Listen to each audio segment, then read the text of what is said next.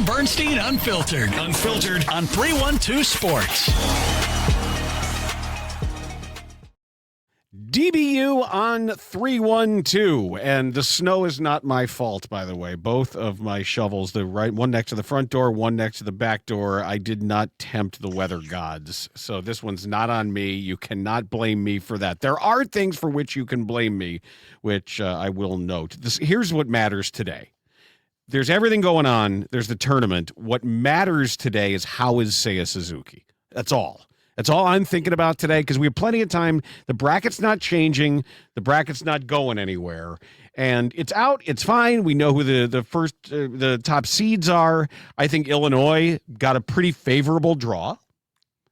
The Carolina's hurt. Their best player's out. So Illinois has a pretty easy path to the Sweet 16. And then they've got some real games. But I think that this sets up nicely for them for a chance to dispatch the Ivy League champs and then move on to a wounded Carolina team that, you say, well, it's Carolina. They're always going to have pride and play hard. Okay, fine. But they're bad without their best player. I wouldn't say they're bad, but they're nowhere near as good as Illinois without their best player. And then we'll see. And then we'll figure it all out.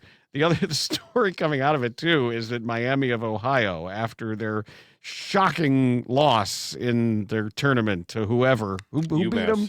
UMass beat them. Oh no! And now they find themselves in the first four, and they were almost out. Had somebody else bubbled up from a high seed to win a conference tournament in one of the smaller conferences, they probably would have been out.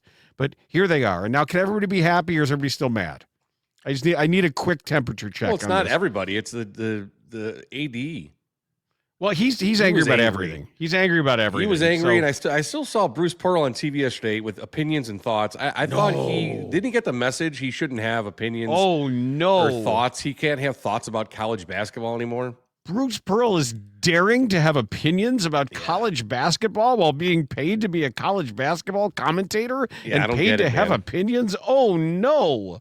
Everybody should be up in arms and angry about that kind of double dealing. I saw something, too. It's like somebody unearthed the fact that, he's still on the Auburn payroll while having thoughts about college basketball. If that is your threshold for being angry about corruption or double dealing or self-enrichment or something that should disqualify you from a position of authority, you might want to recalibrate some things. Well, if that's what makes you angry about Bruce Pearl, there's a longer list of things to look at. Yeah, so it looks like we're going to have a decent shot to look at a lot of future pros in this tournament, and it should be fun. My rule and this is my rule. Maybe it's not yours. My rule is don't buy anything you see. Just wipe all the conference tournament stuff from your memories unless somebody gets hurt. Because they're too weird. I've been to a ton of them.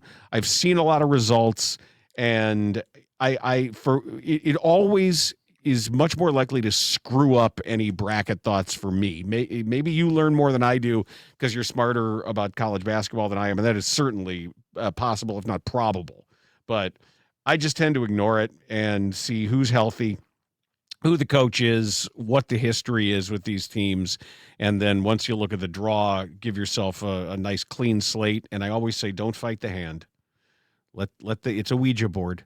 You let your hand go where it wants. You let it write whatever it wants to write. Just dissociate yourself. And then you'll look at it and you'll say, well, what did my hand fill in? And then you'll figure it out. Yeah, I watched Purdue, Michigan yesterday and watched Vanderbilt, Arkansas. That was a fun game until the final 3 or 4 minutes. It was back and forth. I think 12, 13 lead changes, and then Vanderbilt just couldn't hit a basket for the final 8 minutes of the game. And then that happens in college ball. Run. Yeah, I know. It's probably better to make the baskets than to miss, but I mean, I don't know. That's just the John Smoltz in me thinking. You're baiting me. Just let me work my way into it, please. Does it help when I text you and quote him or no? And don't say anything else. I just quote him. Does that help you or no? You should have seen the emails. Like I apologize.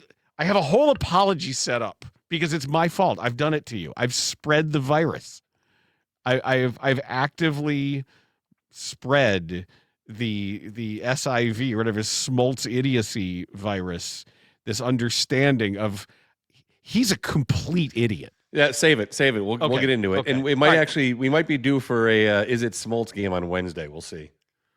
Because he has the championship game Tuesday. Yeah. It's on Fox, so he'll have that.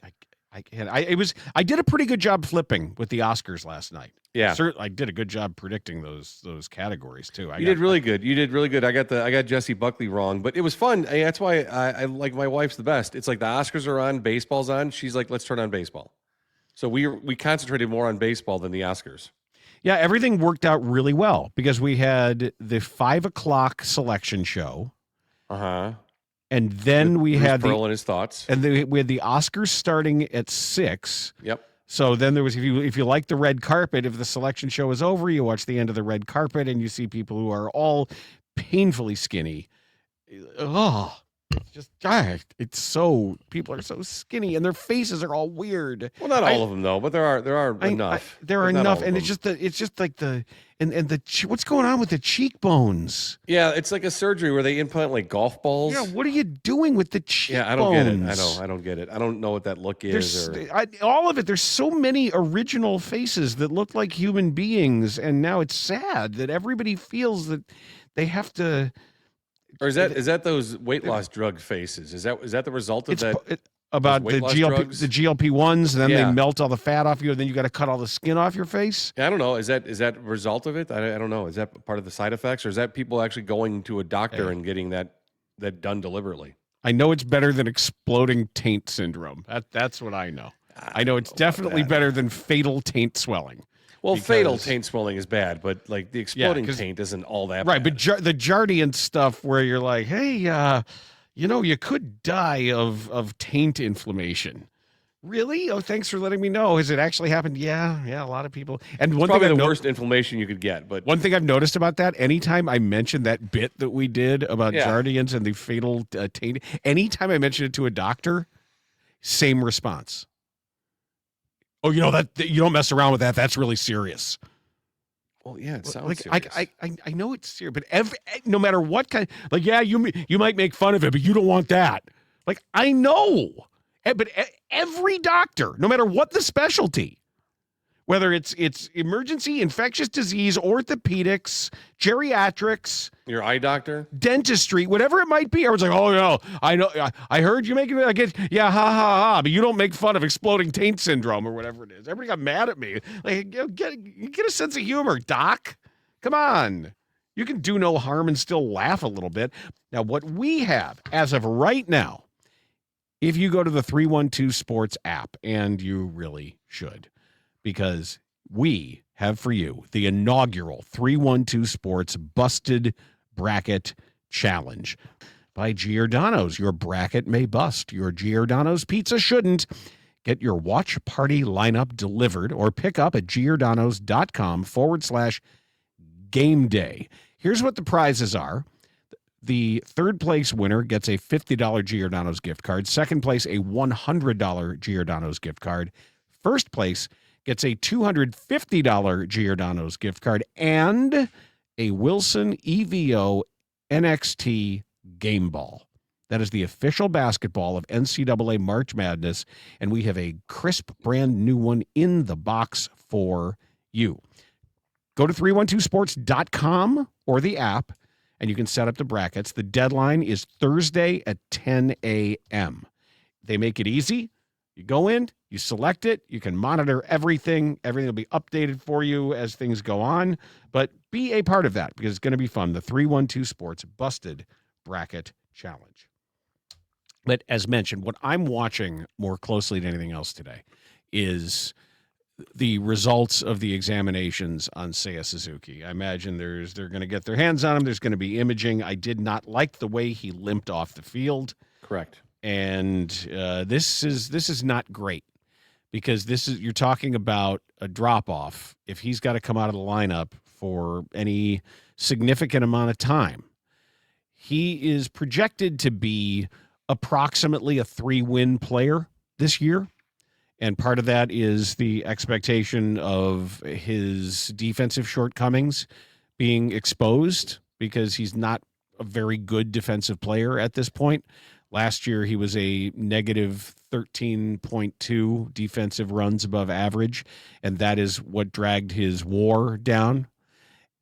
So the more he plays on defense, the lower his value is going to be, despite an expected WRC plus of around 125. So you're going to miss that bat if he's going to be out for a bit. And you can go through all of the other outfield names, whoever it's going to be, and people are saying, well, I'd love to have Owen Casey around right now. Well, no, you made the move knowing these things can happen, and you know when people go to the WBC. That, look, both teams here know. Kyle Teal hurt his hammy. Right, so he's out, what, 2 to 4 or 4 to 6? 4 to 6, I think, right? Yeah, you saw it. He knew it. Yeah. And this is, they're playing baseball, and it is intense.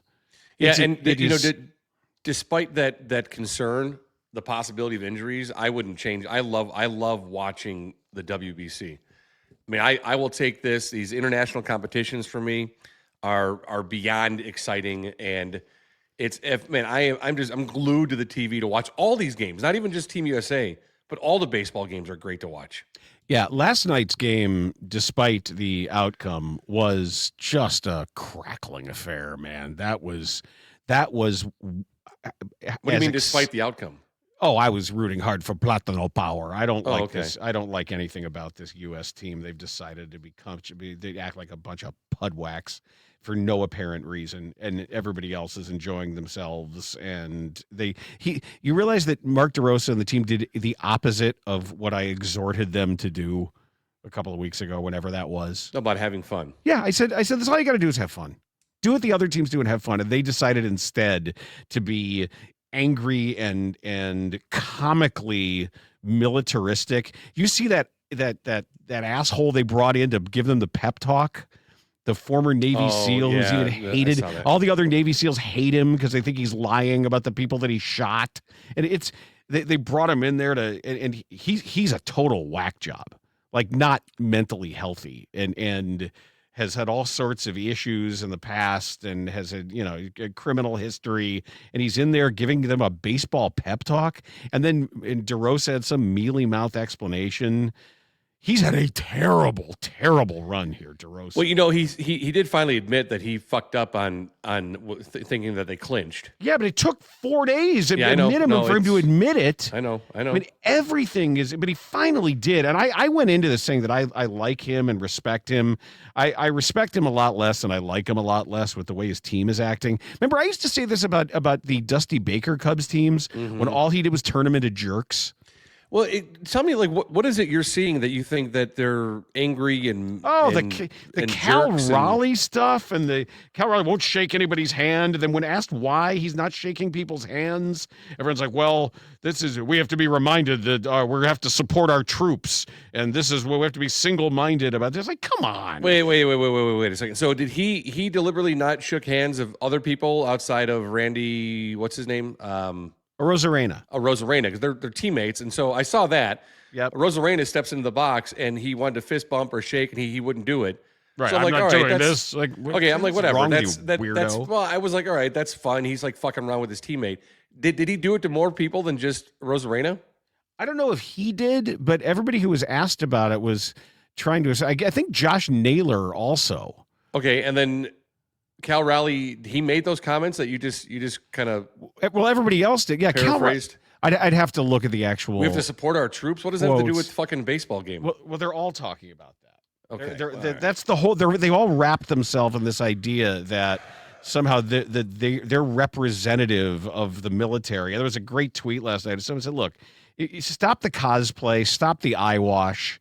If you want to do what Pat Tillman did, go sign up and fight." Right. You don't represent the military. Right. And like, I don't want to get, we don't need to talk at all about what's going on in the world right now with our country, but like, you're playing a fucking baseball game. Like, you don't represent the military. You're not here for the military. They want to. Like, you're here to represent USA baseball. Go out and have fun. Because it's too bad, because that game last night was absolutely a blast to watch. Now, you can argue that last pitch, that was a called strike, was a little low. I thought it was. I watched it again. My initial I think thought was that it was low. I said that to you, and unless it hit the front of the plate right at the bottom of the strike zone and then dropped down, but you saw where the tracker had it. Either way, Dominican Republic scored 1 run. You can score more runs in the first 8 innings of the game. Like that, you didn't lose the game because of that bad strike. If you think it was bad. No, they lost the game because Aaron Judge threw a guy out at third base. Yes, and then Tatis didn't go to third a second time because he was gun shy when Pete Crow Armstrong had the ball in center field. You also have Austin Wells on second when Pujols should have pinch run for him. I don't know why he was still out there. I mean, you got guys on the bench that can run. Whatever. You didn't lose the game because of that. And seeing Nelson Cruz today talk about, we didn't have ABS, and in a couple of years we'll have ABS. We can challenge that call. If you're waiting for something to be able to challenge a call, go out and score more fucking runs. I mean, you had 15 home runs in 6 games. You scored 50 runs in like 5 games. Score more. If that's the problem, it's not the umpire. Don't blame the umpire on one pitch. Don't do that. You had opportunities to score. USA had opportunities to score. Their big guns didn't do much of anything, except for Judge had that 1 home run stolen, which was beautiful play by Julio Rodriguez. It was awesome. That was awesome. It was a fun game all around. Outside of John Smoltz, it was a really, really fucking fun night. By the way, the fact that you polluted my brain. It's my fault. It's my fault. It just because I used to be able to. No, you've been Smoltz pilled. I have been, because I used to remember. I remember when this first started with you in the playoffs. I said, just don't listen to him. Like I tune him out. Now it's hard. His voice is the loudest voice that I hear. I'm telling you, it's really frustrating. It's a virus. Your fault, and I'm really bothered by it. I have spread the virus. I have made you susceptible to it. I have lowered your immunity. I've done it for everybody. People were pounding me in the emails saying, how dare I expose them to this, and everybody's infected with it. By the way, Cal Raleigh said, it's a competitive environment. I have a responsibility for my teammates and my country. My emotions are running high. And DeRosa said, you're in the fight, man. You're trying to represent your colors, your country. Yeah. Well, you know what? Maybe if you're a little less intense and less angry, maybe you'd fucking hit the ball better, Cal, because we kind of needed that a little bit too. I don't know. It's all just a terrible look. It's an ugly look, but man, now that more people in our radius here are actually listening to the words that come out of John Smoltz's mouth. And at some point, when does Joe Davis have a responsibility here? That's what I keep thinking. So at some point, a rational play-by-play guy has to lean over and say, man, I have no idea what you're talking about. Okay, I'm glad you went this angle with it, because I'm getting irritated with Joe Davis. I'm not maybe as angry, and I don't expect him to turn to his partner and say, man, I have no idea what you're talking about. Like, dude, I got no clue on this one. Well, not even that. Maybe in an intelligent way, just kind of say the opposite things. Like use baseball statistics and use what you can actually research and learn to kind of counter what he's saying. Benetti's done that. And when Jason Benetti has worked with Smoltz, when he's worked with him, it's he very carefully, there's long pauses, he lets things breathe, and then he will offer something statistically that actually does give you information. John Smoltz not only violates the don't make anybody dumber rule, the Joe Sheehan rule, just don't make people dumber. Mm-hmm. He actively goes out of his way to make you dumber about baseball. He wants to drag you down to his subterranean level of baseball understanding. If you actually go through and listen to just last night, home runs are bad, right? You don't want home runs are bad. Swinging hard. You don't want Vladimir Guerrero trying to lift and drive. He said he does not want that. He said, I don't want Vladimir Guerrero to trying to lift and drive the ball. Right. That's insane. You're fired then. You're fired as a manager. If you were to go tell Vladimir Guerrero, stop trying to lift and drive the ball, because that's what he wants. Because I think he should look foul line to foul line about. And then he said the team that puts the ball in play more is going to win. You know why the U.S. won? They had 2 solo home runs and a ton of strikeouts. And Smoltz says home runs are bad because they're just trying to lift the ball and drive it. Oh, dude, when he talked about pitchers with strikeouts at the end. Wait. I'm not even on the pitching part yet. I'll get to the pitching part. But he said, here's Aaron Judge up to the plate, and he wants Aaron Judge. Here's an opportunity for him to ground one in the hole. Put one over the fucking fence. Yeah. How about hit it 475 feet and put 3 runs on the board? Like, are you crazy? It was multiple times. Aaron Judge, he says, ground ball in the hole, a ground ball up the middle. That's what you want here. No, it's not. It is objectively not what you want there.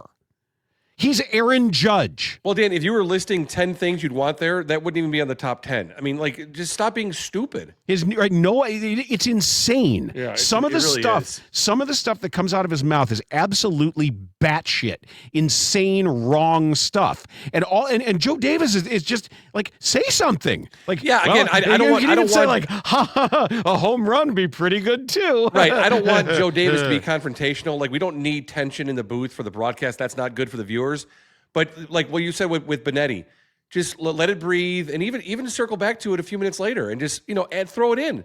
Yep. Like let the people know that there is a guy in it with a brain who in the booth, and he understands baseball. Works. Yes, and that he wants to inform the viewing audience what's happening here in the game, or what should be happening, what could be happening, anything to bring it like a negative force against what Smoltz has to say. Yeah, you've got to push back against it's insane, wrong, dude. Yeah, it's insane. It is. I'm telling. And now that I've exposed you to this and opened your eyes and ears, it's because he speaks in these long, portentous ways. It makes it sound like he's saying things that are important, and by the time he's done with the thought, it makes no sense. He said, he goes, and there were several just last night. He was launching it and he goes, well, you get the first out and you get the second out, and that's when you run into trouble. And he starts talking and he's talking. And so Joe Davis says, so how does one remedy that? He goes, well, you got to get that third out. Like, that's what all that was? Like, that entire exchange during multiple pitches. You want to get the first 2 outs. And then words and words and words and words. And the play-by-play guy says, well, so? He goes, you got to get that third out. Oh, well, let me write that down. So balls in play inherently good. Solo home runs bad. Then he says what you say about all these pitchers today were throwing so hard, and they throw hard, and they might strike out 10 guys in 5 innings, but the guys that go longer are going to be more valuable. Do the math. Right, dude. If a guy strikes out 10 in 5 innings, that's a Cy Young candidate. Right, and then he talked about how the guys that throw hard, their mechanics throw their body out of alignment so drastically that the guys that don't throw as hard make better infielders. When he talked about Whitlock, because he got a ground ball.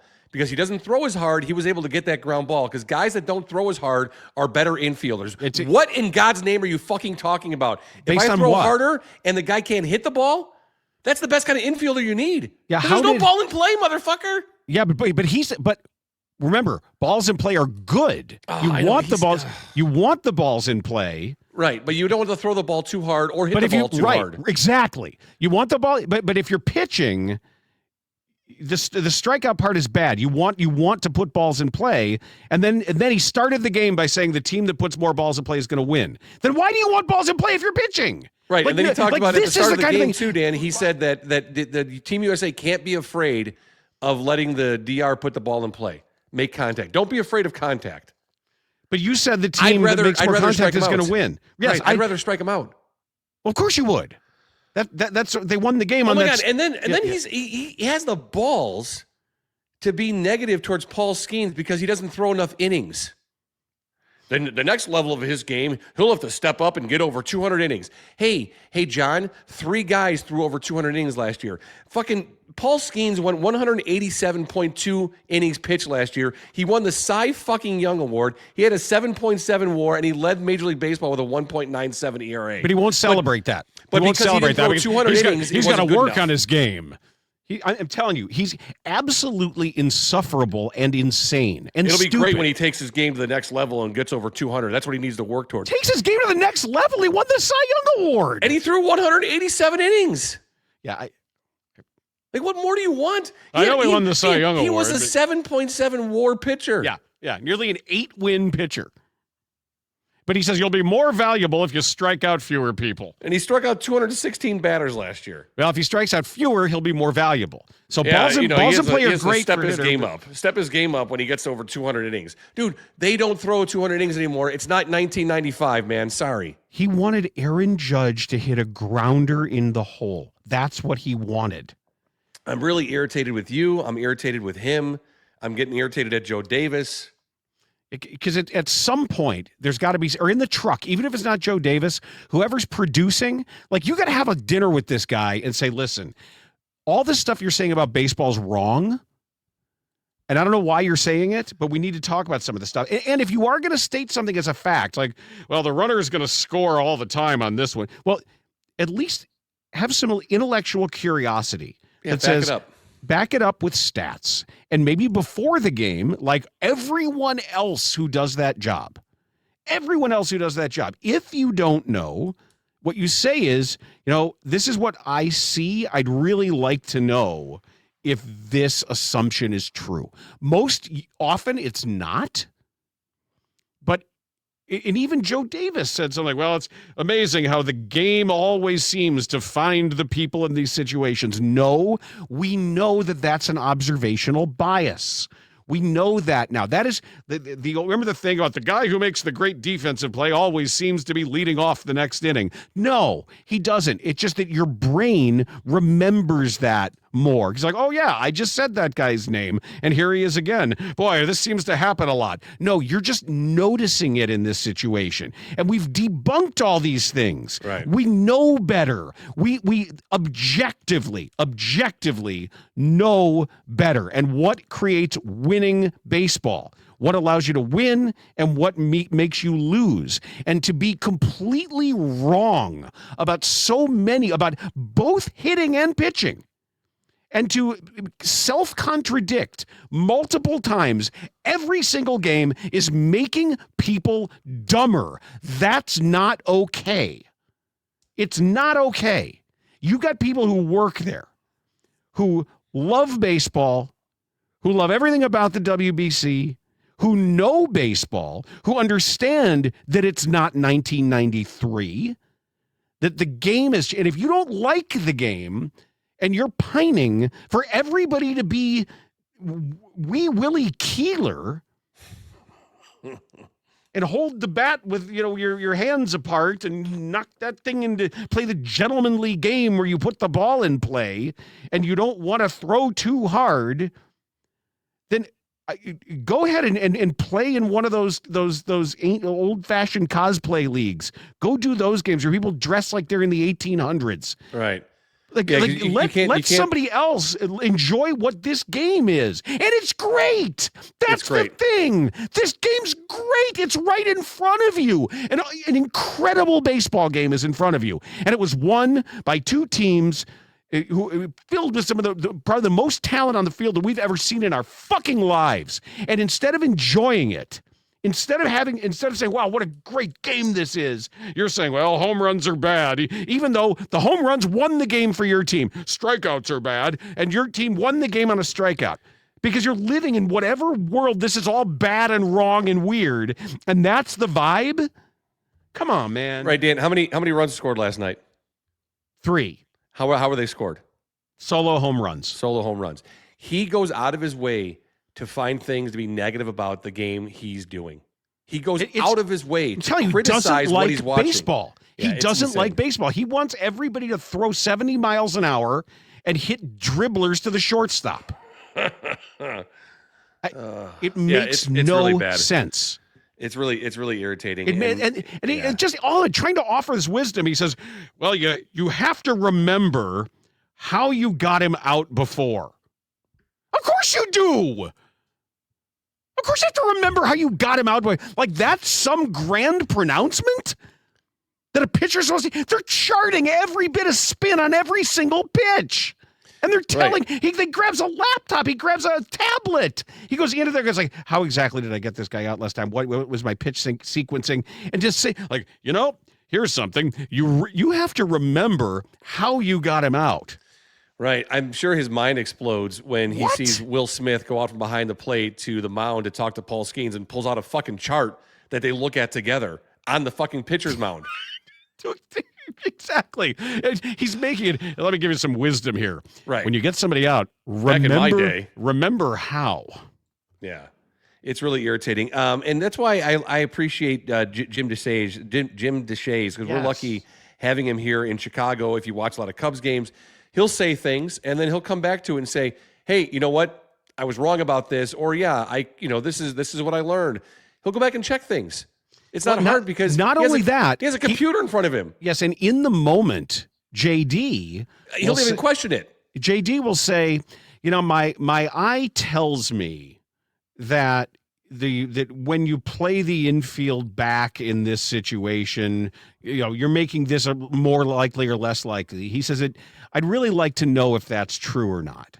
So that he looks it up. Right. And then he'll look it up, or the truck will look it up, and other researchers who are sitting there waiting to do just that will say it and say, this is really interesting. I was right about this part, but I wasn't as right about this part. Or you can say that, over the last 5 years, this trend has gone in that direction. And then you know what? You learn about baseball. You learn. And you become a smarter fan because he looked up what's true and what isn't true. And it's interesting. You talk about a producer being able to sit down with him and talk to him. He's lost. There's no hope. There's no chance for John Smoltz. But where does it come from? How does somebody and one? I'm not done yet. Here's another thing that pissed me off. Here's the Dominican team, the raucous crowd, everything going on, and he has all these snide remarks about celebrations and handshakes. Well, all of these people with their choreographed handshakes. I don't know how you do it. I'd never remember how to do all that handshake. Do we touch each other's hands and belly bump and all of it? I'd lose track. They have to work on this. They must take time and work on it. This is clearly choreographed. Their rhythmic. What the fuck is wrong with you? Dan, their rhythmic movements confuse and frighten me. Is that what I texted you? Yes. Yes, the rhythmic movement of these people is confusing and frightening to me. I don't understand. Yeah, They have to choreograph these things. Like, what? Like, you don't like handshakes and celebrations? What? The Bash Brothers. Remember that? I bet he liked that. I bet he liked the Bash Brothers smacking forearms together. That was good. That was good, clean American manliness there. That's not. This other way is going to leak our precious bodily fluids with these celebrations. Yeah, I just don't get it. Like, you can't have your number one guy on your number one team be a guy that deliberately looks for things to be negative about the game that he's doing. Like, you cannot have that. It's very simple. Abolish the baseball police. Just this, because there was Terry Boers always called these people, whether it was Bud Norris and LaRussa and all the guys about the right way. Abolish the baseball police because it's enough already. Get out of the way. Get out of the way of everyone's enjoyment of a great game. We love this game. Those of us that grew up playing it. And then we're lucky enough to coach our kids or help our kids and watch it. Like, it's a fantastic sport. And it's the talent level is absolutely off the charts. But instead of that, it's home runs are bad and strikeouts are bad, and I don't like these celebrations. I don't like it. Piss on you. Yeah, like when Whitlock gets that ground ball back to him and he's able to field it cleanly and make a nice throw to first. And for him to say, well, these guys that throw too hard, their mechanics are thrown off, and the guys that don't throw as hard are better infielders. I'm like, what? It's just it's that stupid stuff. Yeah, just say nice play. Yeah, just say nice play. And so you mean to tell me that a guy who throws like Mason Miller can't he can't pick up a ground ball because he throws 102? That's what he's telling me. Yeah, he's telling me that he can't pick the ball up as well because he throws the ball too hard. Yeah, Luis Severino is 99, 100, 101. Can he not field? He can't field, right? Like, I'm not sure why he has a glove out there with him because he can't field. Because he throws too hard. You cannot have a guy that shits on you. Now, I'm going to go the other extreme of it. I don't like the guys, too, that just kiss the ass of the league that they're doing as well, either. That's just as bad. Just call the game. How about just enjoy it? Yeah. How about enjoy? You're doing a fucking baseball game. Enjoy what you're doing. He deliberately is angry about things in the game. He looks for things to Yes. show. He said that Paul Skeens needs to level up his game because he doesn't pitch enough innings. Instead of just If you enjoying watching Paul ask Skeens pitch. Yeah. Every other general manager in baseball, do you want Paul Skeens if he'll give you just 180 innings a year? Yeah, I'll take him tomorrow, please. I'll drive over and pick him up. Yeah. No, I don't throws want him, too but hard. he doesn't Throws throw too enough hard. innings. Nope, throws too hard. He needs to step up his game, get to the next level by pitching. He needs to look at 200 innings. They don't throw 200 innings anymore, dude. That's not what baseball is today. Like, yeah, starters barely go 5. Sorry, that's how the fucking game goes. Because you got guys throwing 102 in the bullpen. You didn't have that in fucking 1995. Yeah, I'm telling you, he wants to go back to the dead ball era. And I don't know. I don't understand. Good, send him back. Put him in a time machine and leave him there. Don't fucking bring him back. And it's you really irritating. You want to watch guys swinging 50-ounce bats with no knob on the end and playing the gentlemanly game of you want slappy guys against soft tossers? That's the baseball you think is better? Yeah, it's unfortunate because this has been. I mean, the WBC is fantastic. This has been a great year. Team USA is back in the championship game, and you got this dope ruining the fucking broadcast. If you need windows, talk to Russ Armstrong because he's awesome and his windows are awesome and he's a real guy. For those days, is Russ Armstrong a real guy? Yes, I'm telling you. Trust me, he's real. You can call him right now, 847-302-9171. And look at all his 5-star reviews at ChicagoWindowGuys.com. The weather's absolutely crazy right now. Your house doesn't know if it's air conditioning or heat. But regardless of the temperature you want the room you're sitting in, really, really good windows make that easier and way less expensive because the custom-made, low-emissivity, double-paned windows that Russ is going to put in your house are better than whatever crap the builder put in there. And he'll show you exactly how he's going to do it. He's going to come out, he's going to measure, and then at his factory here in Chicago, he makes the windows. And then his people install them. And you say, well, what does that mean? Most window installers and these big window that you hear, like these national companies, they don't know the people who are in and around your house because a lot of it is just subcontracted labor that day or that week or whoever it might be, all third-party stuff. Russ knows his crews. They work for him. And it makes things much faster, easier, more efficient because I saw the same people when I had 2 rounds of windows done and it was the same crew. So they knew the house. They came in like, oh, yeah, we did this. And they're the ones that are installing all the windows. He's got a price match guarantee. So anytime you hear this, all the buy one, get one free garbage and all that stuff, he's going to explain to you when he talks to you about the real deal. And he'll give you that. The price match guarantee gives you that. And you get the best product, the best installation, the best price. 847-302-9171. The 5-star reviews at ChicagoWindowGuys.com. I am pessimistic about the Bulls must-lose game tonight because the way this has been going, this is the kind of game they win. Because somehow they're not getting the memo about playing your lesser players in a way that helps ensure the fact that you lose. At the moment, as we look at the Tankathon standings, the Memphis Grizzlies are 23-43. They've lost 7 in a row. The Bulls are 27-40. So unfortunately, they've got that 4-game lead in the win column, which is how we look at it's the same equivalent of the loss column when you're looking at the actual standings. The Tankathon standings, the upside down standings, where you want to be at the top, and that means the worst to get your best chance at a top 4 draft pick. At the moment, the Bulls have a 20.3% chance of top 4. If they pass tonight's opponent, Memphis, that chance goes up to 26.3. So this game counts for 2, essentially.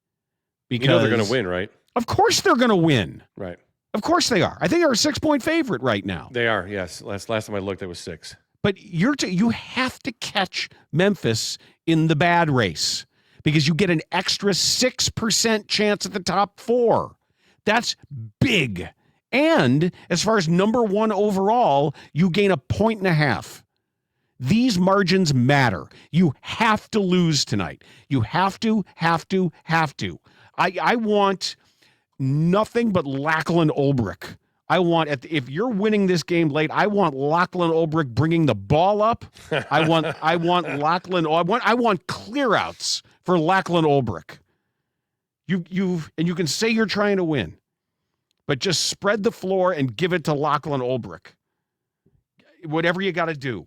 Nothing against you, Lachlan. You seem like a nice guy. The stash sucks, though. I'll tell you. Right, but we want the Bulls to lose. That's the whole point. Yes. Whatever the greatest possibility of losing, those should be the players on the floor when it counts. Yep.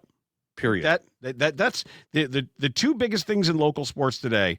Can the Bulls have this critical loss to Memphis, and how is Seiya Suzuki?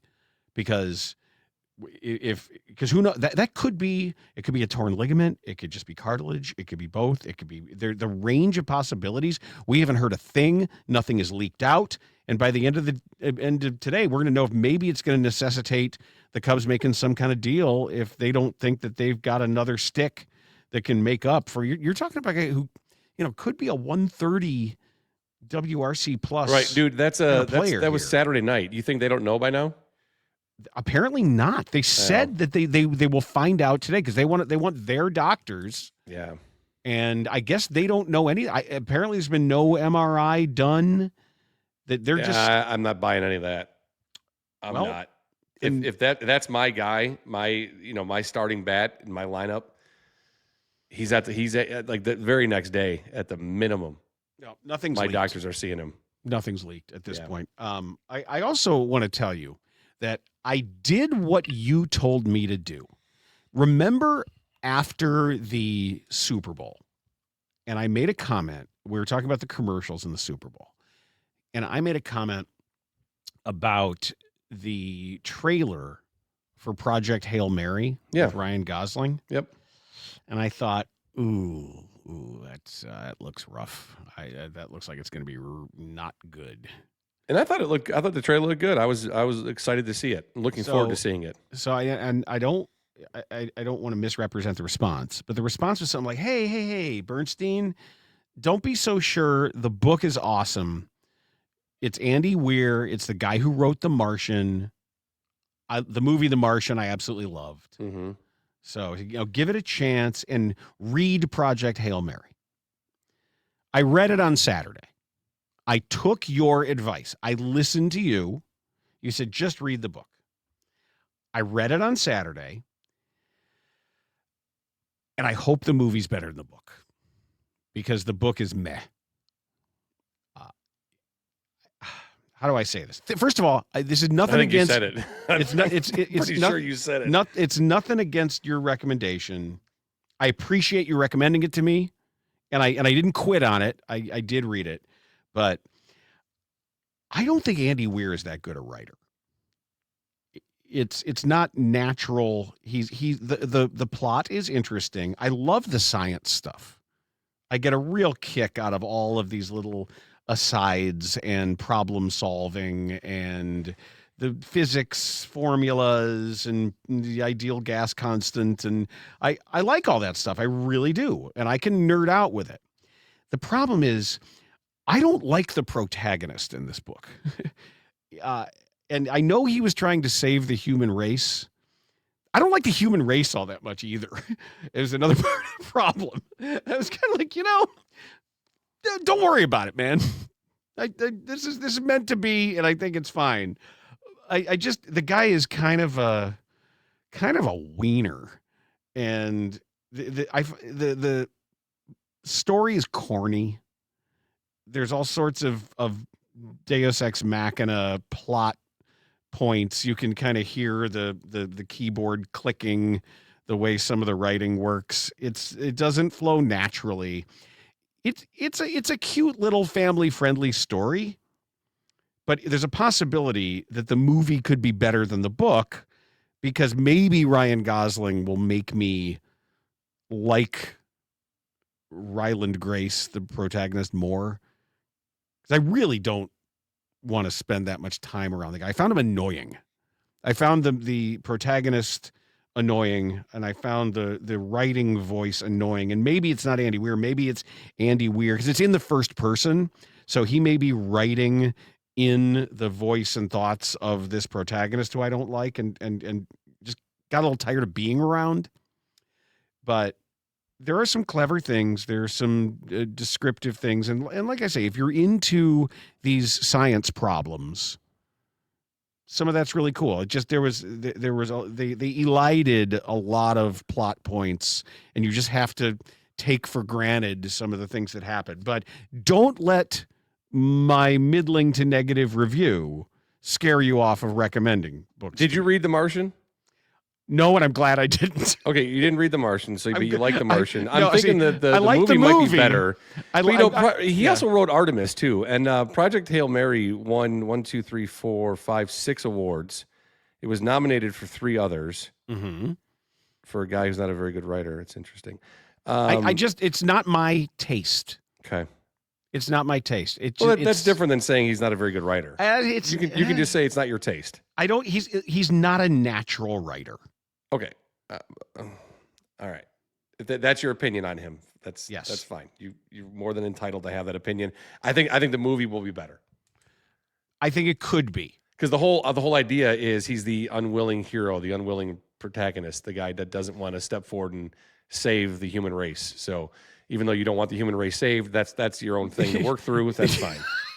Yeah, but it's also kind of the way it's plotted, and that you've got the current time, and then you have flashback time, and it was fine. See the movie. It comes out this Friday. I'll still see it. So I want to see the reviews of the movie before and let me also say this. I don't care how many awards it wins. I ain't seeing no Frankenstein. I'm not seeing that movie. So when was it that Natalie and I went? We got an Airbnb up in New Buffalo and went and saw our guy up at Beer Church. John. I went and watched. I watched maybe half of the movie while she was out doing some shopping. Uh-huh. And it wasn't bad, but I wasn't like when she came home, I was like, oh yeah, I turned it off. If it was really good, I would have said, hey, sit down, I'm going to finish watching this, or I'm going to keep watching this.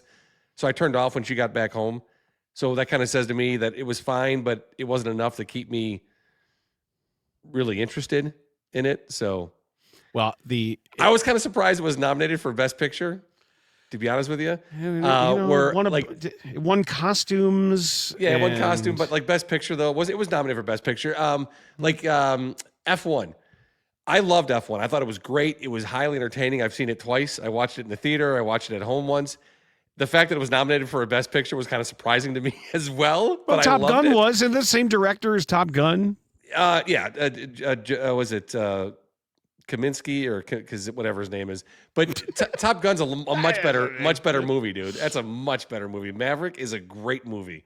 F1 was a really entertaining film. Okay. But I was still surprised it was nominated, though. I was really surprised. There was, and the Oscar broadcast was awful. It was unfortunate. The entire thing was bad, and Conan was kind of being a bitch. Did you see what he did late? So I watched the first hour, and then we were more on baseball, and I'd flip back on commercials. But I was flipping. Beth was upstairs. I was running between TVs here. She's like, "Dead montage!" I go racing upstairs with the dead. Oh, who montage. was the final person? It was Redford, and then they were doing all these weird speeches. I saw. Natalie told me 3 people were like honored separately: Redford and Reiner, and there was some Diane Lane. No, Diane Keaton. Diane Keaton. Sorry, Diane. Yes. Yeah, Diane Lane is not dead. Sorry, Diane. Yes, Diane Keaton. I got my Dianes mixed up. And they gave some speeches about them, and it was, but I guess Hackman they got in last year, so. I'm like, well, where's Hackman? And then I realized that he got in under the deadline last year. So the deadline. Yeah, the deadline. But the dead. But it was. But at one point, Conan, they come out of break, and Conan's looking at the stage manager, and he's like, "What are you doing over there? Oh, am I supposed to stand here now? Oh, well, okay. Can I start? Or was it? No, he was pissed. He was being a prick. I thought, and I was like, "Hey, man, it's okay." It's an award show. We understand it's going to be a little raggedy sometimes, but I just thought that was he was getting pretty unhappy with the way he was being directed and the timing of everything. And then there was one of the winners, this poor guy, like with K-pop Demon Hunters, wins, and the guy was about to talk, and they play him off. And then they got time for all these other speeches that were just bombs. The whole Robert Downey Jr., Chris Evans thing bombed. So I tuned. Bill Pullman and his kid bombed. Oh yeah, I didn't see that. I flipped back over just in time to see Downey and Evans, and it was bad. It was really, really bad. The K-pop Demon Hunters, it was the second woman that spoke, that they played. She started speaking. They played the music really loud, and then she was like, oh, okay. And then her friend was like, good, just keep talking. So she kept talking. And so she got her whole speech in, which was nice. But yeah, the Downey Jr. thing and the Evans thing was real bad. The Bill Pullman thing with his kid was I thought Will Arnett and Channing Tatum were good. That was funny. That was funny. But I also a lot of the presentations, I would prefer, I think more times than not, just walk up and do the nominations. Because the dialogue stuff generally isn't very funny. I thought Anne Hathaway and that woman from Vogue, I thought that was pretty good actually. Anna Wintour, the actual Anna Wintour, yes. Yeah, they limited all she said, and she was just really snarky and mean. So that worked really well. But yeah, I missed the Conan being a prick. I thought the opening thing was really funny with all the different best nominated films, and he looked like Amy Madigan from Weapons. Yeah, that I'll see. I definitely want to see it. It was good. I really enjoyed that. And she's awesome. she's a trip. Yeah. She really and then that's Sinners, the musical, the part they did was great. That was fantastic. Yeah, that recapitulated the movie scene. It really was. Absolutely. It was, and whoever that camera person is for that, whoever the Steadicam operator is that reminded me of whoever was doing it walking backwards for the Bad Bunny halftime. I wonder if it's the same person. Because there are some unbelievably talented photographers doing some of this work, and while they're being choreographed, here's the photog in this huge harness carrying this massive camera, having to make sure everything is absolutely perfect, walking forwards, backwards, moving around, and you talk about the talent on display. Whoever did the camera for that is just a remarkable talent. All right, so let me ask you a question. What irritated me the most about the award winners? You should know. What irritated you? That Sean Penn wasn't there. So he doesn't deserve it. So he shouldn't have got. Well, you knew he wouldn't be there. He doesn't like these things. Doesn't deserve it then. And even Kieran Culkin said Sean Penn was here or didn't want to be. So I would have given it to Delroy Lindo. It was the only. And I, by the way, got all my picks on the Oscars in the majors correct. You did, yes. So it was, I said Michael B. Jordan, PTA, Sean Penn, Amy Madigan, One Battle, Jesse Buckley. And I had movie wrong and I had actors wrong. And I'm happy for PTA. I forgot he was married to Maya Rudolph. Oh, you did? Yeah. Yep. I forgot. I'm like, oh yeah. Oh, okay. That is yeah, sure. Then I kind of have to remember because I thought I knew it. Yeah. But Amy Madigan and Ed Harris. Yes. 1983. Yeah. Yeah. Yeah. That's a real Hollywood couple. Yeah, it's great. And she's 76? Something. Yeah, around that sounds about right. Is that right? And yeah. She's so Chicago. And it was her dad actually had an influence on me. Because you remember when I started at the Score and I was doing reports? And I used to say the Score, and I did in the outro. I would say it with a bit of a growl. That was because of John Madigan. I didn't know that. That was my homage to John Madigan, WBBM News Radio 78. And I loved that when I was a kid. My mom used to listen to the news constantly in the car. And I just love. You always knew. And when I was little, I would get excited for a John Madigan report. John Madigan, WBBM News Radio 78. Yeah, it's funny. I never heard you on the Score till I started working there. You didn't miss anything. Yeah. But that outro was based on what her father, John Madigan, used to do back in the day. That's cool. Yeah. Okay. Well, that was. Send him a few bucks. Another Oscar season has come and gone. The other question I got was this from my wife, who said, now that One Battle After Another has become a Best Picture winner, what drops out of my top 10? And I think I can slot one battle after another in at number 6. Oh, not higher? No. So it's still behind The Sting, The Godfather, Godfather 2, Silence of the Lambs, and Rocky. But it pushes Slumdog Millionaire out of the top 10 and into honorable mentions. And it would drop everything else down. Unforgiven, No Country for Old Men, Argo, and Spotlight. Everything drops down, and it does push Slumdog Millionaire off the list. So who are your top? What's the top 5 again? Sting, Godfather, 2. Sting is 5th. Godfather is 4th. Godfather 2 is 3rd. Silence of the Lambs is 2nd, and Rocky is 1st. Huh. So that is just overall importance, significance, and maybe it'll change. This list is always subject to change, and that's okay.